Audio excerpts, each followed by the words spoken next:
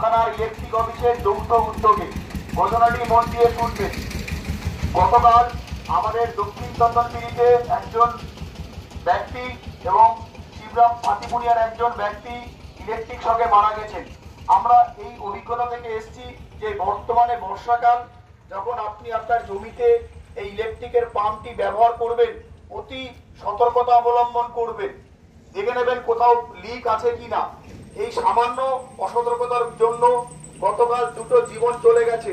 সেই কথাকে মাথায় রেখে আমি এসেছি আপনাদের কাছে এই প্রচার করতে। আরো বলবো, যখন টোটো যারা আছেন, টোটো চার্জ দেবেন, আপনারাও কিন্তু লক্ষ্য রাখবেন কোনোভাবেই এত ওই তারে যেন কোনো লিক না থাকে।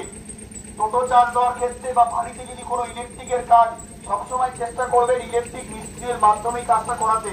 নিজে কখনো ইলেকট্রিক যদি কাজ না জেনে থাকেন কখনোই করবেন না। বর্ষাকাল, চারিদিকে জল জমে থাকে।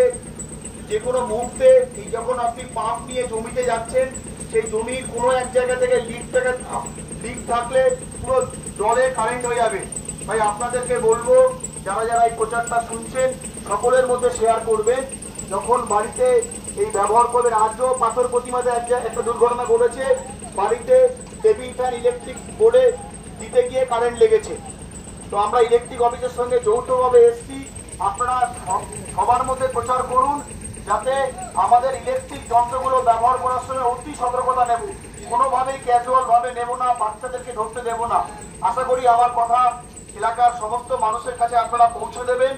ঘোষণাটি করা হচ্ছে সুন্দরবন জেলা পুলিশের নামখানা থানার পক্ষ থেকে।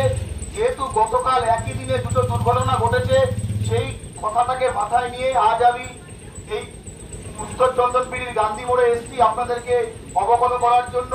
ইলেকট্রিকের পাম্প, টোটো চার্জ এইগুলো দেওয়ার সময় অতি সতর্কতা অবলম্বন করবেন, যেহেতু বর্তমানে বর্ষাকাল চলছে। ঘোষণাটি করা হচ্ছে সুন্দরবন জেলা পুলিশের নামখানা থানার পক্ষ থেকে। ধন্যবাদ।